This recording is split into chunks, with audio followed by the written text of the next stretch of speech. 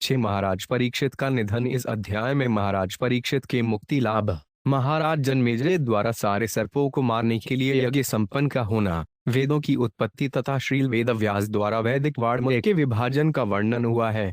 श्री शुकदेव के वचन सुनने के बाद महाराज परीक्षित ने कहा कि पुराणों के सार तथा भगवान उत्तम श्लोक की अमृतमयी लीलाओं से ओतप्रोत भागवत को सुनकर उन्होंने अभय का दिव्य पद तथा ब्रह्म से एक आत्म प्राप्त कर लिया है।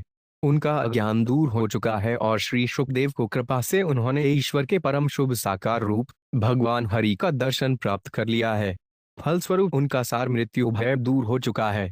तत्पश्चात श्री परीक्षित महाराज ने शुकदेव गोस्वामी से प्रार्थना की कि वे उन्हें अपना हृदय भगवान हरि के चरण कमलों में स्थिर करने की और अपना प्राण छोड़ने की अनुमति दें। यह अनुमति देकर श्री शुकदेव उठकर चले गए। तत्पश्चात समस्त संशयों से मुक्त महाराज परीक्षित योगिक आसन में बैठ गए और परमात्मा के ध्यान में लीन हो गए। तब ब्राह्मण वेश में आकर तक्षक ने उन्हें काट लिया और संत स्वभाव वाले राजा का शरीर तुरंत जलकर क्षार हो गया। जब परीक्षित पुत्र जन्मेजय को अपने पिता की मृत्यु का समाचार मिला तो वे अत्यंत क्रुद्ध हुआ और उसने सारे सर्पों को विनष्ट करने के उद्देश्य से यज्ञ करना प्रारंभ कर दिया। यद्यपि तक्षक को इंद्र का संरक्षण प्राप्त था तो भी वह मंत्रों द्वारा आकृष्ट हो गया और अग्नि में गिरने ही वाला था। यह देखकर अंगिरा ऋषि के पुत्र बृहस्पति वहां आए और महाराज जन्मेजय को सलाह दी कि तक्षक को इसलिए नहीं मारा जा सकता क्योंकि उसने देवताओं का अमृतपान किया है। इसके अतिरिक्त अंगिया ने कहा कि सभी जीवों को अपने किए कर्मों का फल भोगना ही है, इसलिए राजा को इस यज्ञ का त्याग कर देना चाहिए। जन्मेजय को बृहस्पति के शब्दों पर विश्वास हो गया, अतः उसने अपना यज्ञ रोक दिया। तत्पश्चात श्री रौनक द्वारा प्रश्न पूछे जाने पर सूत गोस्वामी ने वेदों का विभाजन कह सुनाया। सर्वश्रेष्ठ देवता ब्रह्मा के मुख से सूक्ष्म दिव्य ध्वनि निकली और इस दिव्य ध्वनि से 37 अक्षर निकला जो अत्यंत शक्तिवान तथा आत्म प्रकाशित था। इस टीनकार के द्वारा ब्रह्मा ने आदिवेदों की सृष्टि की और मरीचित तथा अन्य पुत्रों को, जो ब्राह्मण जाति के साधु स्वभाव वाले अग्रणी थे, उनकी शिक्षा दी। यह वैदिक ज्ञान राशि गुरु परंपरा द्वारा द्वापर युग के अंत तक हस्तांतरित होती आई, जब व्यासदेव ने इसे 4 भागों में विभक्त करके 4 संहिताओं के रूप में मुनियों के विविध संप्रदायों को उनका उपदेश दिया। जब याज्ञवल्क्य मुनि के गुरुवार ने उन्हें बहिष्कृत किया तो उन्हें उनसे प्राप्त सारे वैदिक मंत्रों का त्याग करना पड़ा। उन्होंने यजुर्वेद के नवीन मंत्रों की प्राप्ति के लिए सूर्यदेव के रूप में भगवान की पूजा की। तत्पश्चात श्री सूर्यदेव ने उनकी प्रार्थना पूरी की। सूत उवाच तत्निशम्य मुनिना भिहितां परीक्षित व्यासात्मजेन निरिलात महिषा समेन तत्पाद मूलमुपसुत्यनतेन मूथना बधांजलिस्तमिदमा स विष्णुरात। 1 सूत गोस्वामी ने कहा, व्यासदेव के पुत्र स्वरूप सिद्ध तथा समरवृष्टि वाले शुकदेव गोस्वामी द्वारा जो कुछ कहा गया था उसे सुनकर महाराज परीक्षित नम्रता पूर्वक उनके चरण कमलों के पास गए। मुनि के चरणों पर अपना शीश झुकाते हुए सम्मान में हाथ जोड़े। जीवन भर भगवान विष्णु के संरक्षण में रह चुके राजा ने इस प्रकार कहा। तात्पर्य: श्रील विश्वनाथ चक्रवर्ती ठाकुर के अनुसार जब शुकदेव राजा परीक्षित को उपदेश दे रहे थे तो वहां पर उपस्थित मुनियों में से कुछ निर्विशेषवादी दार्शनिक थे। समेन शब्द सूचित करता है कि पिछले अध्याय में शुकदेव गोस्वामी ने आत्म साक्षात्कार के दर्शन के विषय में जिस प्रकार से कहा था वे ऐसे बुद्धिजीवी योगियों को रुचिकर लगा था। राजोवाच सिद्धो 5वीं अनुगृहीत तो 10वीं भवता करुणात्मना श्रावितो यश्मे साक्षात् नाद निधनो हरि। 2 महाराज परीक्षित ने कहा, अब मुझे अपने जीवन का लक्ष्य प्राप्त हो गया है क्योंकि आप सरी के महान तथा दयालु आत्मा ने मुझ पर इतनी कृपा प्रदर्शित की है। आपने स्वयं मुझसे आदि अथवा अंत से रहित भगवान हर एक की यह कथा कही है। नात्यद्भुत महन मनने महतामच्युतात्मनाम अजेषु तापतेषु भूतेषु यदनुग्रह। 3 मैं इसे तनिक भी आश्चर्यजनक नहीं मानता कि आप जैसे महात्मा, जिनके मन सदैव अच्युत भगवान में लीन रहते हैं, हम जैसे मूर्ख बद्ध जीवों पर दया दिखाते हैं जो भौतिक जीवन की समस्याओं से सताए होते हैं। पुराण संहिता में तमश्रोष भवतो वयम यस्या खलुरितम श्लोको भगवान अन्वर्ण्यते। 4 मैंने आपसे यह श्रीमद् भागवता श्रवण किया है जो सारे पुराणों का पूर्ण सार है और जो भगवान उत्तम श्लोक का ठीक से वर्णन करता है। भगवंस तक्षकादि शभ्यो मृत्युभ्यो न विभेमहम प्रविष्टो ब्रह्म निर्वाणमभ्यम दर्शितां त्वया। 5 हे प्रभु, अब मुझे तक्षक या अन्य जीव का या बारंबार मृत्यु का भी भय नहीं रहा क्योंकि मैंने अपने को उस विशुद्ध आध्यात्मिक परब्रह्म में लीन कर दिया है जिसका उद्घाटन आपने किया है और जो सारे भय को नष्ट कर देता है। अनुजानी हिमा ब्रह्मन्वाच्य छाम्यधोक्षजे मुक्त कामाशंचेत प्रवेश विसुजाम्यसून। 6। हे ब्राह्मण, मुझे अनुमति दें कि मैं अपनी वाणी तथा अपनी अन्य इंद्रियों के कार्यों को बंद करके भगवान अधोक्षज को सौंप सकूं। कृपया मुझे अनुमति दें कि मैं अपने मन को विषय वासनाओं से शुद्ध करके उन्हीं में लीन कर सकूं और इस तरह अपना जीवन त्याग सकूं। तात्पर्य। शुकदेव गोस्वामी ने राजा परीक्षित से पूछा, अब तुम और क्या सुनना चाहते हो? इस पर राजा ने उत्तर दिया कि वे श्रीमद् भागवत के संदेश को पूरी तरह समझ चुके हैं और बिना किसी हिचक के भगवधाम जाने के लिए तैयार हैं। अज्ञानम च निरस्ता उनमें ज्ञान विज्ञानिष्ठया भवता दर्शिता उन क्षेम परम भगवत पदम। 7। आपने भगवान के परम मंगलमय साकार रूप का साक्षात्कार कराया है। अब मैं ज्ञान तथा आत्म साक्षात्कार में स्थिर हूँ और मेरा अज्ञान मिट चुका है। सूत उवाच इत्युक्तस्तम नुजाप्य भगवान बादरायणी जगाम भिक्षुभि साकनर देवेन पूजित। 8। सूत गोस्वामी ने कहा, इस प्रकार अनुनय किए जाने पर श्रील व्यासदेव के पुत्र ने राजा परीक्षित को अनुमति दे दी। तत्पश्चात राजा तथा वहां पर उपस्थित मुनियों द्वारा पूजित होकर शुकदेव उस स्थान से चले गए। परीक्षित पिराजर्पिरात्मयात्मान मात्मना समाधाय परे दध्यावस्पंदासुरे था तरु। 9। प्राकुले बर्हिष्यासीनो गडाकुल उदड़मुख बहाभूतो महायोगी निसट भरश्चिन संशय। 10। तब महाराज परीक्षित पूर्वाभिमुख दर्भ के बने आसन पर गंगा नदी के तट पर बैठ गए और स्वयं उत्तर की ओर मुख कर लिया। योग सिद्धि प्राप्त करने के बाद उन्हें पूर्ण आत्म साक्षात्कार की अनुभूति हुई और वे समस्त भौतिक आसक्ति तथा संशय से मुक्त थे। साधु राजा ने अपनी शुद्ध बुद्धि से अपने मन को अपने आत्मा के भीतर स्थिर कर लिया और परब्रह्म का ध्यान करने लगे। उनकी प्राणवायु ने गति करनी बंद कर दी और वे वृक्ष की तरह जड़ हो गए। तक्षुकै प्रहितो विप्रा कुद्धेन्दुविज सूनना हंतु कामो निबगछंदर दर्शपथि कश्यपम। 11। हे विद्वान ब्राह्मणियों, ब्राह्मण के क्रुद्ध पुत्र द्वारा भेजा गया तक्षक सर्प राजा को मारने के लिए उसकी ओर जा रहा था कि उसने मार्ग में कश्यप मुनि को देखा। तम तर्पायित्वा द्रविणैर्निवर्त्स विश्वारिणम द्विजरूप प्रतिच्छन कामरूपो 5 दशनुपम। 12। तक्षक ने कश्यप मुनि को, जो कि विष उतारने में दक्ष थे, बहुमूल्य भेंटें देकर महाराज परीक्षित की रक्षा करने से रोक दिया। तब इच्छानुसार रूप धारण करने वाला तक्षक, जो कि ब्राह्मण के वेश में था, राजा के निकट गया और उसे काट लिया। तात्पर्य। कश्यप मुनि तक्षक के विष को उतार सकते थे क्योंकि उन्होंने तक्षक के जहरीले दांतों द्वारा काटे हुए तथा जलकर क्षार हुए ताड़ वृक्ष को जीवित करके अपनी इस शक्ति को प्रदर्शित कर दिया हुआ था। भाग्य के विधान के अनुसार कश्यप मुनि तक्षक द्वारा बहका दिए गए और वही हुआ जो होना था। ब्रह्मभूत से राज्य देहो 5 ग्रलाग्निना बभूव भस्मसात् सद्य पश्चिता सर्वदेही नाम। 13। ब्रह्मांड भर के जीवों के देखते देखते उस स्वरूप सिद्ध राजर्षि का शरीर सर्पविष की अग्नि से तुरंत जलकर राख हो गया। हाहाकारो महाना सीध विखे दिक्षु सवतय विस्मिता हा बंसव देवासुर नरदय। 14। पृथ्वी पर तथा स्वर्ग में सभी दिशाओं में भीषण हाहाकार होने लगा और सारे देवता, असुर, मनुष्य तथा अन्य प्राणी चकित हो उठे। देवदुन्दुभ्यो ने दटुर्गंधर्वाप्सरसो जगु ववृषु पुष्पवर्षाणि विद्रुद्धा साधुवादीन। 15। देवलोक में दुंदुभियां बजने लगीं और स्वर्ग के गंधर्वों तथा अप्सराओं ने गीत गाए। देवताओं ने फूलों की वर्षा की तथा प्रशंसात्मक शब्द कहे।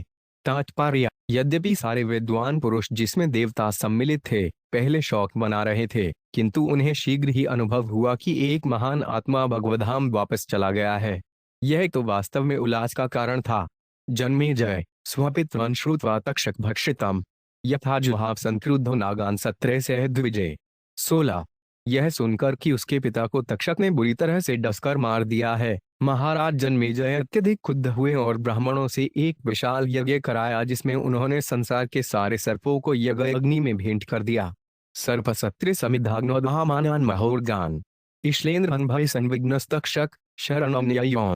17। जब तक्षक ने अत्यंत शक्तिशाली सर्पों को भी उस सर्प यज्ञ की प्रज्वलित अग्नि में जलाया जाते देखा तो वे भय से आकुल हो उठा और शरण के लिए इंद्र के पास पहुंचा।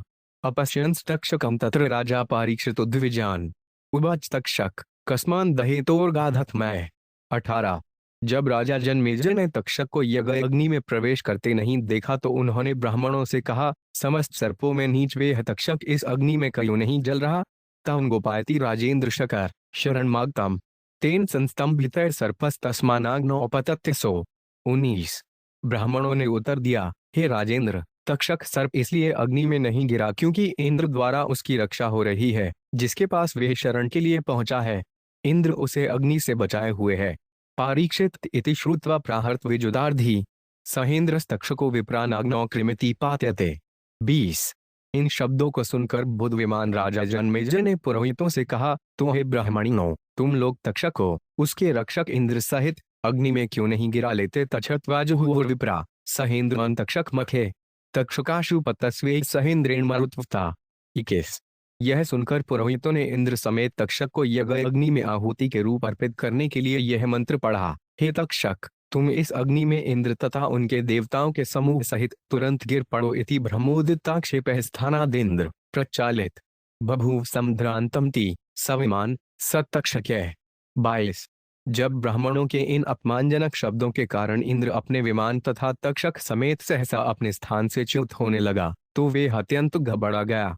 थपतंतम विमानेन सह तक्षकमं बरात विलोक्याड्रिर सह प्राहराजान्वंतम बृहस्पति। 23।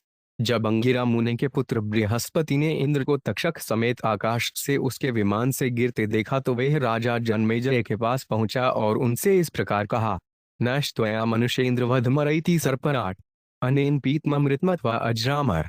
24।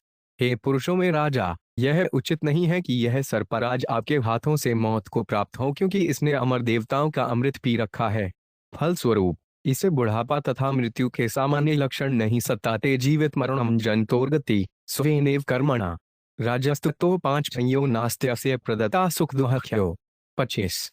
देहधारी आत्मा का जीवन तथा मरण और अगले जीवन में उसका गंतव्य, ये सभी उसके ही अपने कर्म द्वारा उत्पन्न होते हैं।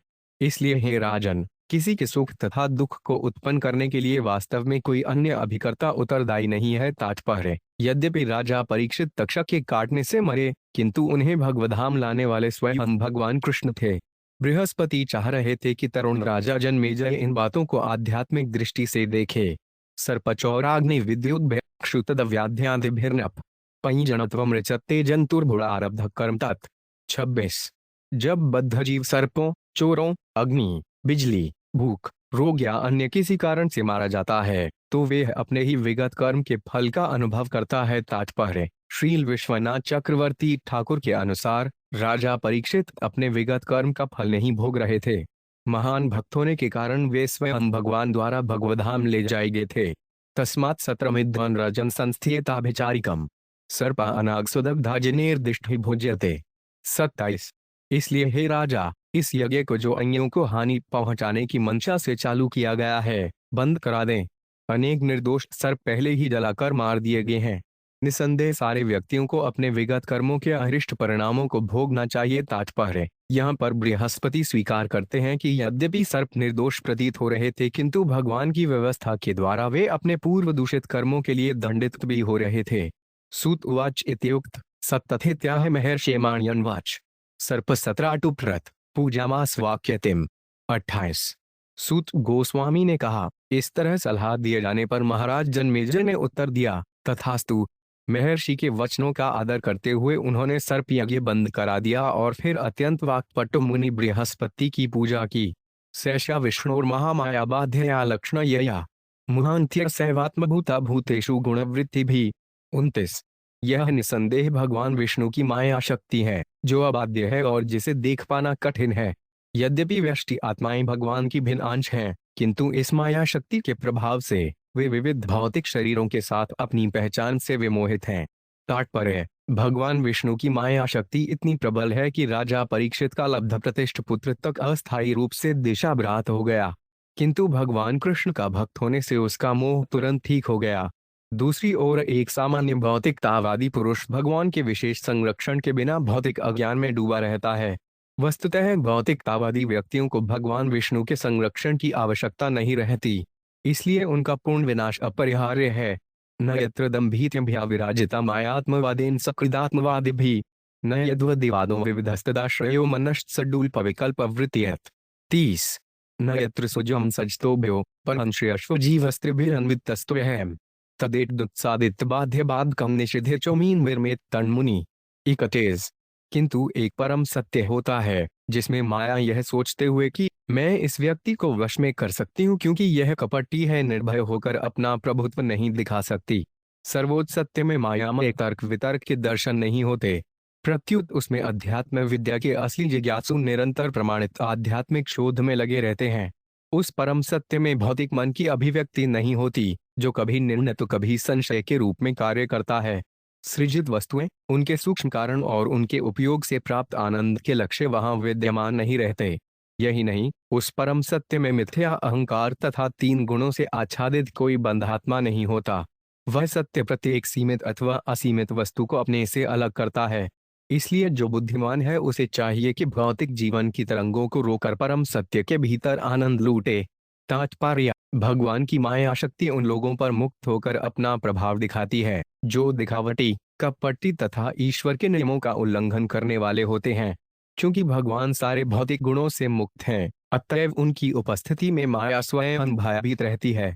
जैसा कि ब्रह्मा ने कहा है, विलजमाया यस्य स्थातुयैक शक्तेन मिनट, या माया भगवान के समक्ष आने में शर्माती है।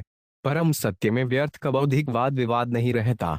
श्रीम दशायावत 6 अप्रैल 1931 में कहा गया है, यच्छतयोवत् आवादिनावे विवाद संवादो भवन्ति कृर्वन्ति च शामाहुयात्ममोहन तस्मिन् अमुनन्तयनाय धूमने। मैं उन सर्वव्यापी भगवान को सादर नमस्कार करता हूँ जो असीम दिव्य गुणों से युक्त हैं। विभिन्न मतों का विस्तार करने वाले सभी दार्शनिकों के हृदयों के भीतर से वे उनको आत्माओं को भुलवा देते हैं, जो कभी तो एक मत होते हैं और कभी आपस में मतभेद रखते हैं। इस तरह वे इस भौतिक जगत में ऐसी स्थिति ला देते हैं जिसमें वे किसी निष्कर्ष पर नहीं पहुंच पाते।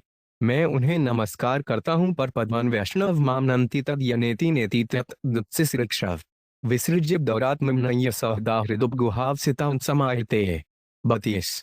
जो लोग उन सारी वस्तुओं को बाह्य के निषेध द्वारा त्याग देना चाहते हैं जो वास्तव में सत्य नहीं है, वे भगवान विष्णु के परम पद की ओर नियमित रूप से आगे बढ़ते जाते हैं। वे क्षुद्र भौतिकता को त्याग कर अपने हृदयों के भीतर परब्रह्म को ही अपना प्रेम प्रदान करते हैं और स्थिर ध्यान में उस सर्वोच्च सत्य का आलिंगन करते हैं। तात्पर्य: यज्ञेति नेति तद्नक्सी साक्ष्य पद निषेधात्मक विवेक विधि का सूचक है, जिसके द्वारा परम सत्य की खोज में लगा हुआ व्यक्ति उन सारी बातों का बहिष्कार करता है जो व्यर्थ, सती तथा सापेक्ष हैं।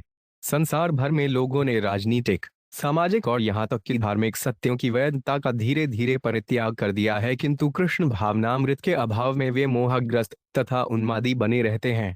किंतु यहाँ स्पष्ट कहा गया है, पर पद वैष्णव मात्मनंति तक जो लोग पूर्ण ज्ञान के इच्छुक हैं, उन्हें न केवल व्यर्थ की वस्तुओं का बहिष्कार करना चाहिए अपितु उन्हें परम पद वैष्णव के आध्यात्मिक सत्य को समझना चाहिए।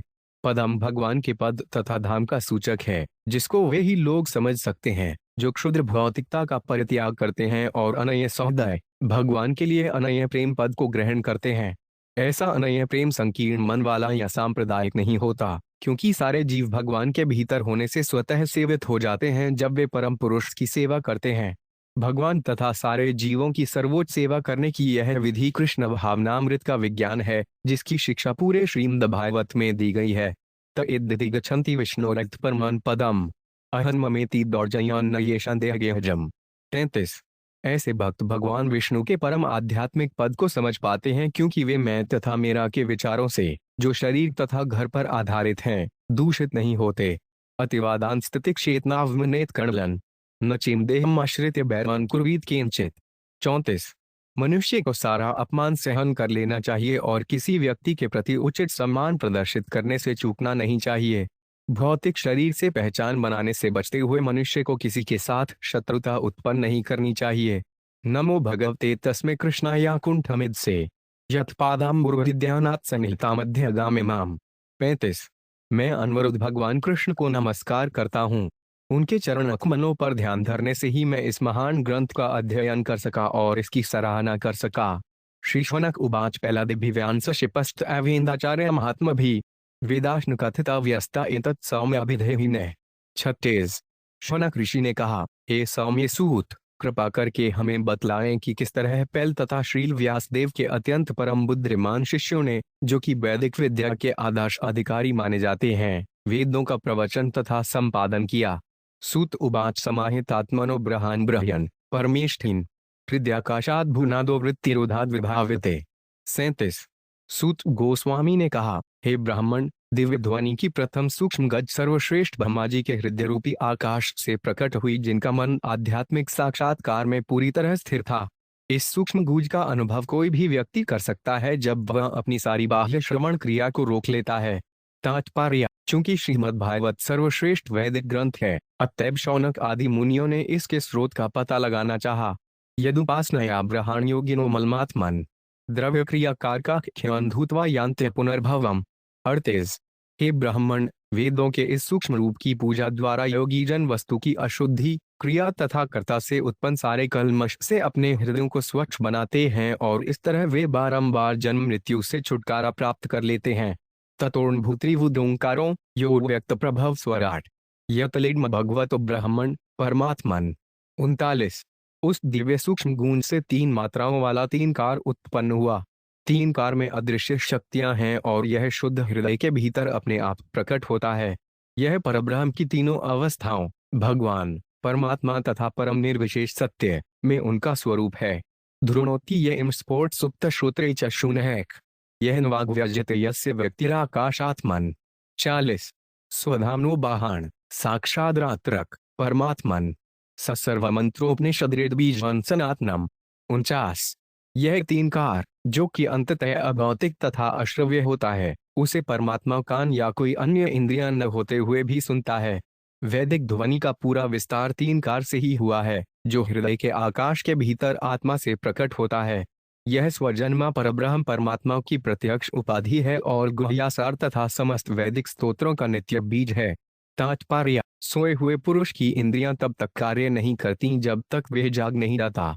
इसीलिए जब सोया हुआ पुरुष किसी शोर से जगाया जाता है तो यह पूछा जा सकता है कि शोर किसने सुना। सुप्त क्षेत्र शब्द यह सूचित करते हैं कि भगवान हृदय के भीतर ध्वनि को सुनते हैं और सोए हुए जीव को जगाते हैं।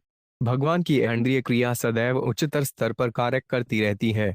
अंततः सारी ध्वनियां आकाश के भीतर गूंजती हैं और हृदय के भीतर एक प्रकार का आकाश होता है जो वैदिक ध्वनियों की गूंज के लिए है। समस्त वैदिक ध्वनियों का बीज या स्रोत 34 कार है। इसकी पुष्टि 34 इतेतद ब्राह्मणों ने दिशनाग वैदिक कथन से होती है। वैदिक बीज ध्वनि का पूर्ण विस्तार श्रीमद् भागवत है, जो सबसे बड़ा वैदिक ग्रंथ है। तस्यासंस्त्रयो वर्ण अकाराद्या भगृद्वै धारयन्ते यह स्त्रयो भाव गुण नामार्थवृतय। 42-33 कार से डॉलर उ तथा वर्णों की 3 मौलिक ध्वनियां प्रकट हुईं। हे भृगुवंशियों में प्रसिद्ध, ये तीनों भौतिक जगत के 3 विभिन्न पक्षों को धारण करते हैं, जिनमें प्रकृति के 3 गुण ऋक्, यजुर तथा साम वेदों के नाम से भूर, भुवर तथा स्वर लोकों के नाम से विख्यात लक्ष्य तथा जागृत, सुप्त एवं सुषुप्त नामक 3 वृत्तियां धारण करते हैं। तत्वक्षरस्माम्नायम सूजद भगवानज अंतस्थोष्म स्वरस्पर्शः स्वदीर्घादि लक्षणम। 43। ब्रह्मा ने 34 कार से अक्षर की सारी ध्वनियां, स्वर, विभोंजन, अर्धस्वर, उष्म, स्पर्श इत्यादि उत्पन्न की, जो ह्रस्व तथा दीर्घ माप जैसे गुणों से विभेदित की जाती हैं। 13 चतुरो वेदाश्वतुर्भिवदनर्विभू सव्याहत्तिकांसोंकाराश्वातुहोंत्रविवक्षया। 44। सर्वशक्तिमान ब्रह्मा ने ध्वनियों के समूह का उपयोग अपने 4 मुखों से 4 वेदों को उत्पन्न करने के लिए किया, जो पवित्र 34 कार तथा 7 व्याहतियों समेत प्रकट हुए। उनका अभीष्ट वैदिक यज्ञ विधि को 4 वेदों में से प्रत्येक के पुरोहितों द्वारा संपन्न विभिन्न कार्यों तक विस्तार देना था। पुत्रानध्याप्यतांस्तु ब्रह्मशीन्द्रः को वेदान ते तु धर्मोपदेष्टार स्वपुत्रेभ्यः समादिशन। 45। ब्रह्मा ने इन वेदों की शिक्षा अपने पुत्रों को दी, जो ब्राह्मणों में ब्रह्मर्षि थे और वैदिक वाचन कला में पटु थे। फिर उन्होंने स्वयं आचार्यों की भूमिका ग्रहण की और अपने अपने पुत्रों को वेदों की शिक्षा दी। ते परंपरया प्राप्तास्तत्तच्छिशैर्धुतत्रिते चतुर्युगेश्चथ व्यस्तद्वापराधौ महर्षिभिः। 46। इस तरह चतुर्युग के सारे चक्रों में हृदयनत शिष्यों की पीढ़ी दर पीढ़ी ने परंपरा द्वारा इन वेदों को प्राप्त किया। प्रत्येक द्वापर युग के अंत में इन वेदों को प्रसिद्ध मुनिगण पृथक विभागों में संपादित करते हैं।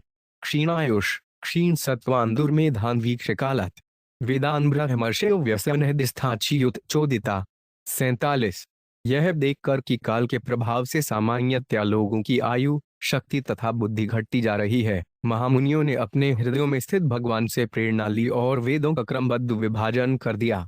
अमिनप्यंतरे ब्रह्मणं भगवान लोक भावन भ्रमेशादय लोकपालैर्याचितो धर्मगुप्ते। 48 पराश्रात सत्यवत्याम अंशाशकल्या विभु अवतीर्णो महाभाग वेद चक्रे चतुर्विधम। 49 हे ब्राह्मण, वैवस्वत मनु के वर्तमान युग में ब्रह्मा, शिव इत्यादि ब्रह्मांड के नायकों ने समस्त जगतों के रक्षक भगवान से धर्म के सिद्धांतों की रक्षा करने के लिए प्रार्थना की। हे परम भाग्यवान शौनक, तब अपने स्वांश के अंश का दैवी स्फुलिंग प्रदर्शित करते हुए पराशर के पुत्र के रूप में सत्यवती के गर्भ से भगवान प्रकट हुए। इस रूप में, जिसे कृष्ण द्वैपायन व्यास कहते हैं, उन्होंने एक वेद के 4 भाग कर दिए। ऋक्थर्वयजु सामना राशि रुधुत वर्गशय अतस्त्र संहिताश्चक्रे मंत्रमणिगणयव। 50 श्रील व्यासदेव ने ऋग, अथर्व, यजुर तथा सामवेदों के मंत्रों को 4 वर्गों में विलग कर दिया। जिस तरह मणियों के मिले जुले संग्रह में से ढेरियां लगा दी जाती हैं, इस तरह उन्होंने 4 पृथक पृथक वैदिक ग्रंथों की रचना की। तात्पर्य: जब सर्वप्रथम ब्रह्मा ने अपने 4 मुखों से 4 वेदों का उच्चारण किया, तो सारे मंत्र उसी तरह मिले जुले थे जिस तरह बिना छंटी मणियों के समूह में विभिन्न प्रकार की मणियां रहती हैं। श्रील व्यासदेव ने वैदिक मंत्रों को 4 विभागों, संहिताओं में छांट दिया जो ऋग, अथर्व, यजुर तथा सामवेद कहलाए। तासा सचतुरः शिष्यानुपाहुय महामति एक एक संहिता ब्रह्मणे के कसमय ददौ विभु। 51 अत्यंत शक्तिमान तथा बुद्धिमान व्यासदेव ने अपने 4 शिष्यों को बुलाया और हे ब्राह्मण, उनमें से हर एक को इन 4 संहिताओं में से एक एक का भार सौंप दिया। पहला संहिता माद्याम बहिलचाख्या उवाच वैशंपायन सनज्ञाय निग्दाख्य यजुर्गणम। 52 सामना जैमिने प्रह तथा अंदोग संहिताम अथर्वाड्रीर्षसीनाम स्वशिष्याय सुमंतवे। 53 श्रील व्यासदेव ने प्रथम संहिता ऋग्वेद की शिक्षा पहल को दी और इस संग्रह का नाम बहलोच रखा। मुनि वैशंपायन से उन्होंने यजुर्मंत्रों का संग्रह निगद का प्रवचन किया। उन्होंने जैमिनी को सामवेद के मंत्रों की शिक्षा दी जिनका नाम छंदोग संहिता था, और अपने प्रिय शिष्य सुमंतु से उन्होंने अथर्ववेद कहा। पहल स्वसंहिता मुचे इंद्र प्रमिते मुनि बाष्कला 605 प्यार शिष्येभ्य संहिता स्वकाम। 54 चतुर्धा वैसे बोध्याय याज्ञवल्क्याय भार्गव पराश्राय अग्निमित्र इंद्र प्रभृतिरात्मवान। 57 अध्यापयत संहिता स्वामांडुकेयम ऋषि कविम तस्य शिष्यो देवमित्र सौभर्यादिभ्य उच्चवान। 56 अपनी संहिता को 2 भागों में विभक्त करने के बाद विद्वान पैल ने इसे इंद्र प्रमति तथा बाष्कल को बताया। हे भार्गव, बाष्कल ने अपने संग्रह को पुनः 4 भागों में विभाजित कर दिया और उन्हें अपने 4 शिष्यों बोध, याज्ञवल्क्य, पराशर तथा अग्निमित्र को पढ़ाया। आत्मसंयमी ऋषि इंद्र प्रमति ने अपनी संहिता विद्वान योगी मांडुकेय को पढ़ाई, जिसके शिष्य देवमित्र ने आगे चलकर सौड्र तथा अयों को ऋग्वेद के सारे विभाग दे दिए। तात्पर्य: श्रील श्रीधर स्वामी के अनुसार मांडुकेय इंद्र प्रमिति का पुत्र था, जिससे उसने वैदिक ज्ञान प्राप्त किया। शाकल्यस्तत्सुत स्वतुपदर्णथा व्यस्य संहिताम वात्स्यमुद्गलशाली यगोखल्य शिशिरेश्वधात्। 57 मांडुकेय के पुत्र शाकल्य ने अपनी संहिता को 5 भागों में बांट दिया और इनमें से प्रत्येक उपविभाग वात्स्य, मुदुग्गल, शालीय, गोखल्य तथा शिशिर को सौंप दिए। जातुकर्ण यश्वतच्छेष्य सनिरुक्ता स्वसंहिताम बलाक पैल जाबाल विरजेभ्यो ददमुनि। 58 मुनि जात्रिकर्ण्य भी शाकल्य का शिष्य था। उसने शाकल्य से प्राप्त संहिता के 3 विभाग किए और उसमें 1/4 अनुभाग वैदिक शब्द संग्रह निरुक्त का जोड़ दिया। उसने इन 4 भागों में से एक एक विभाग अपने 4 शिष्यों बल्लाक, द्वितीय पैल, जाबाल तथा विरज को पढ़ाया। बाष्कली प्रतिशाखाभ्यवाल्खिल्याख्य संहिताम चक्रेवालाय निर्भज्य काशारश एवतां दधु। 59 बाष्कली ने ऋग्वेद की समस्त शाखाओं से वाल्खिल्य संहिता तैयार की। यह संहिता वालानी, भजक तथा काशार को प्राप्त हुई। तात्पर्य: श्रील श्रीधर स्वामी के अनुसार वालानी, भजक तथा काशार दैत्यवंश के थे। बहुचा संहिता होता अभिब्रहाशिभिर्धृता श्रुत्वेत छंद संव्यासन सर्व पापय प्रमुच्यते। 60 इन संत ब्राह्मणों ने ऋग्वेद की इन विविध संहिताओं को शिष्य परंपरा द्वारा बनाए रखा। वैदिक स्तोत्रों के इस विभाजन को सुनने मात्र से मनुष्य सारे पापों से छूट जाता है। वैष्णवपायन शिष्या वे चक्काद्वारे वो 5 भवन यचेरुत्राहत्या क्षपणवन स्वगुरु त्रेतम। 61 वैशंपायन के शिष्य अथर्ववेद के आचार्य बने। वे चरक कहलाते थे क्योंकि उन्होंने अपने गुरुवार को ब्राह्मण हत्या के पाप से मुक्त कराने के लिए कठिन व्रत किए थे। याज्ञवल्क्याश्रम तच्छिष्य आहाहो भगवंत कियत चरितेनाल पसाराणा चरिशेन हंसुटुकाश्रम। 62। एक बार वैशंपायन के एक शिष्य याज्ञवल्क्य ने कहा, हे प्रभु, आपके इन निर्बल शिष्यों के दुर्बल प्रयासों से कितना लाभ प्राप्त किया जा सकता है। मैं स्वयं कुछ अद्वितीय तपस्या करूंगा। इत्युक्तो गुरुरप्यः कुपितो या हलवंत्वया विप्राव मंत्रा शिशेन मद्धीता उन्त्यजा श्रवति। 63। ऐसा कहे जाने पर गुरुवार वैशंपायन क्रुद्ध हो उठे और कहा, यहाँ से निकल जाओ। अरे ब्राह्मणों का अपमान करने वाले शिष्य, बहुत हो चुका। तुम तुरंत ही वह सब लौटा दो जो मैंने तुम्हें पढ़ाया है। तात्पर्य: वैशंपायन इसलिए क्रुद्ध थे क्योंकि उनका एक शिष्य याज्ञवल्क्य के अन्य शिष्यों का अपमान कर रहा था जो योग्य ब्राह्मण थे। जिस तरह पिता अपने एक पुत्र द्वारा अन्य पुत्रों के साथ दुर्व्यवहार होते देखकर विक्षुब्ध हो उठता है, उसी तरह यदि कोई घमंडी शिष्य गुरुवार के अन्य शिष्यों का अपमान करता है या दुर्व्यवहार करता है तो गुरुवार अत्यंत क्रुद्ध हो जाता है। देवरात सुतः सो 5 पिछर्दित्वा यजुषांगणम ततोगतो 5 थमुण्युद्देह शुस्तान यजुर्गणान। 64। यजुंशीतिथिरा भूत्वा तल्लोलुप्तयादो तैत्तिरीया इति यजो शाखा आसन सुपेशला। 65। तब देवरात पुत्र याज्ञवल्क्य ने यजुर्वेद के मंत्र उगल दिए और वहां से चला गया। इन यजुर्मंत्रों को लालचाई दृष्टि से देख रहे एकत्र शिष्यों ने तीतरों का रूप धारण करके उन्हें चुग लिया। इसलिए यजुर्वेद के ये विभाग अत्यंत सुंदर तैत्तिरीय संहिता अर्थात तीतरों द्वारा संकलित मंत्र के नाम से विख्यात हुए। तात्पर्य: श्रील श्रीधर स्वामी के अनुसार वमन की हुई वस्तु को एकत्र करना ब्राह्मणों के लिए अनुचित है। इसीलिए वैशंपायन के ब्राह्मण शिष्यों ने तीतरों का रूप धारण किया और बहुमूल्य मंत्रों का संग्रह किया। याज्ञवल्क्यस्ततो ब्रह्मणय छंदांस्य दिग्गवेशयन् गुशीर्विद्यमानानि सूक्तस्थेयोडर्कभमरीम्। 66। हे ब्राह्मण शनक, तब याज्ञवल्क्य ने ऐसे नवीन यजुर्मंत्रों की खोज करनी चाहिए जो उसके गुरुवार को भी ज्ञात न हो। इसे मन में रखकर उसने शक्तिशाली सूर्य देव की ध्यानपूर्वक पूजा की। श्रेयाज्ञवल्क्य उवाच 3 नमो भगवते आदित्याय ऋब्लजगतामात्मस्वरूपेण कालस्वरूपेण चतुर्विध भूतनिकायानां ब्रह्मादिस्तंभ पर्यन्तानामन्तैदेषु बहिर्पिचाकाशे वपाशन्न व्यवधीयमानो भवानेकेवं क्षणल्वनिमेषा विमुक्चित संवत् सर्गणेन पामादान विसर्गाभ्यामिमा लोकयात्रां नु वहति। श्री याज्ञवल्क्य ने कहा, मैं सूर्य देव के रूप में प्रकट भगवान को सादर नमस्कार करता हूँ। आप 4 प्रकार के जीवों की जिनमें ब्रह्म से लेकर घास की पत्ती तक सम्मिलित हैं, नियंता के रूप में उपस्थित हैं। जिस तरह आकाश हर जीव के भीतर तथा बाहर विद्यमान रहता है, उसी तरह आप परमात्मा रूप में सभी के हृदयों के भीतर तथा काल रूप में उनके बाहर उपस्थित रहते हैं। जिस तरह आकाश उसमें विद्यमान बादलों से आच्छादित नहीं हो सकता, उसी तरह आप मिथ्या भौतिक उपाधि से कभी प्रच्छन्न नहीं होते। एक वर्ष क्षण, लव तथा निमेष जैसे लघुकाल खंडों से बना है और वर्षों के प्रवाह से आप जल को सुखाकर तथा पुनः उसे वर्षा के रूप में जगत को प्रदान करके उसका अकेले ही पालन पोषण करते हैं। तात्पर्य: यह स्तुति स्वतंत्र रूप से सूर्य देव को अर्पित नहीं है अपितु भगवान को अर्पित है, जिन्हें उनके शक्तिमान अंश सूर्य देव द्वारा प्रस्तुत किया जाता है। यदु हवा विबुद्ध शब सवितृदस्तपत्यनुस्वन मेहर रामनाय विधिनोपतिष्ठमानानाम खिलदुरितवुर्जिन बीजाभर्जन भगवत संभिद्धिम हेतपन मंडलम। 68। हे चमकने वाले, हे शक्तिमान सूर्य देव, आप सारे देवताओं में प्रमुख हैं। मैं आपके तेज मंडल का मनोयोग से ध्यान करता हूँ कलयुग की जो कोई परंपरा से प्राप्त वैदिक विधि द्वारा प्रतिदिन आपकी 3 बार स्तुति करता है, उसके सारे पाप कर्मों, सारे परवर्ती कष्टों तथा इच्छा के मूल बीज तक को आप जला देते हैं। यह वाप स्थिर चर निकराणा निकेतनान आमनिंद्रिया सुगुणानात्मन स्वयमात्मांतर्यामी प्रचोदयति। डबल डंडा। 69। आप उन समस्त जड़ तथा चेतन जीवों के हृदयों में अंतर्यामी प्रभु के रूप में उपस्थित रहते हैं जो पूरी तरह आपकी शरण पर आश्रित हैं। निसंदेह आप उनके मनों, इंद्रियों तथा प्राणों को कर्म करने के लिए प्रेरित करते हैं।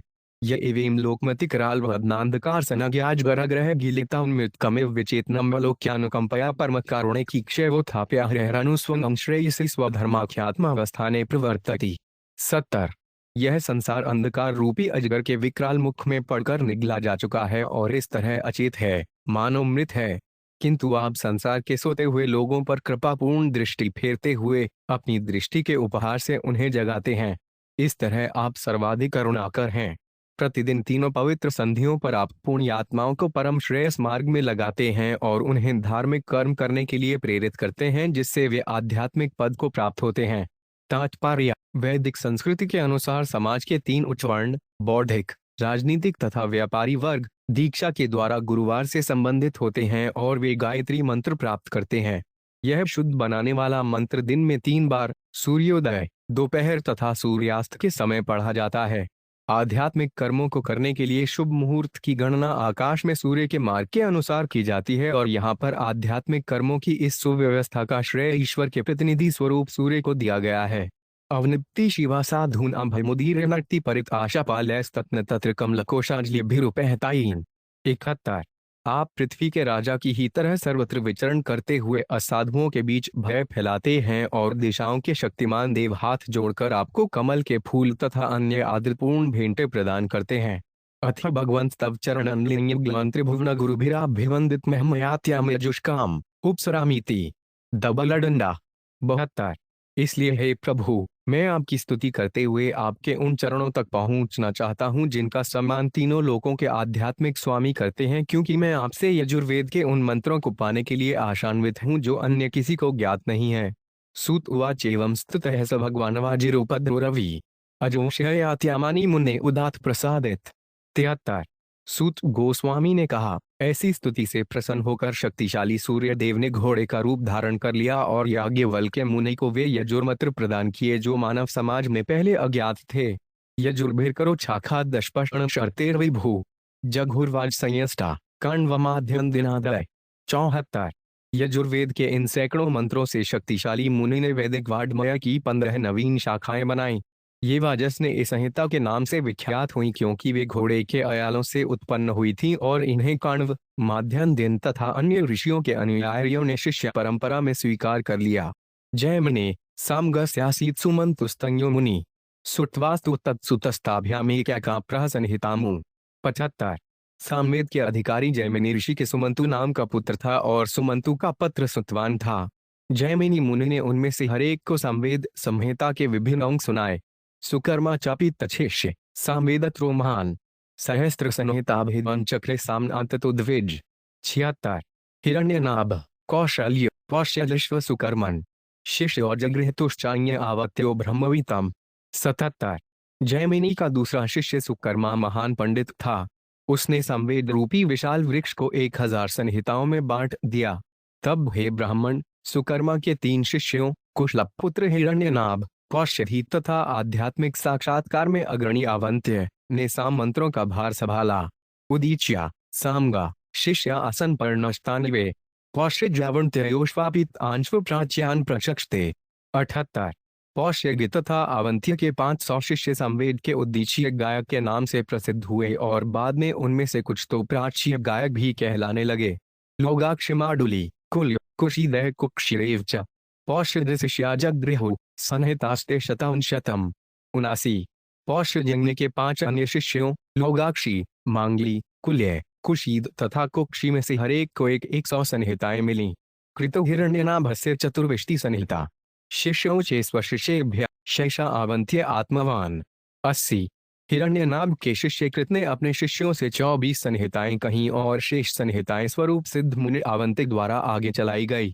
इस प्रकार श्रीमद् भागवत के 12 स्कंद के अंतर्गत महाराज परीक्षित का निधन नामक 6ठे अध्याय के श्रील भक्ति वेदांत स्वामी प्रथुपाद के विनीत सेवकों द्वारा रचित तात्पर्य पूर्ण हुए।